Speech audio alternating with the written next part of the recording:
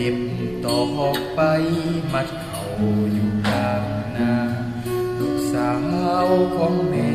ตื่นทำแม่อีหลาตะเว้นสวยมาเจ้าสิบอกทันโรงเรียนปั้นข้าวเหนียวของดีน้อยลูกก็คอยสะพายไปอ่านเขียนเดินประจำจากนาไปโรงเรียนใส่เสื้อเหียนบ่ได้เปลี่ยนมาหลายปีลูกจากบ้านมาศึกษาเมืองไกลแต่ยังจำได้กับความหมายที่มีให้เจ้าเหนียวแน่นดีลีมันในความดีคือจังปั้นข้าวเหนียวขันเจ้าตั้งใจสิไปทางนาอย่าลืมบ้านนาที่สองตาเจ้าเดียวเจ้าใหญ่มานั้นย้อนปั้นข้าวเหนียวบ่เหนียวบ่แน่นมันบ่แม่นลูกข้าวเหนียว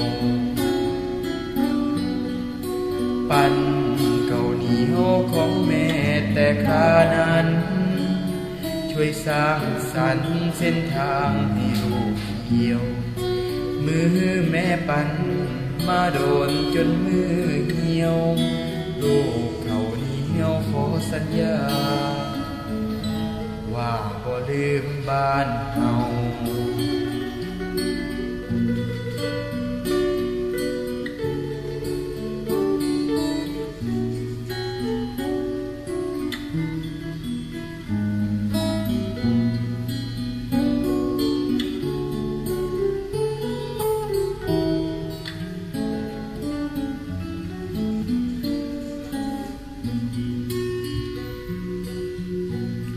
ลูกจากบ้านมา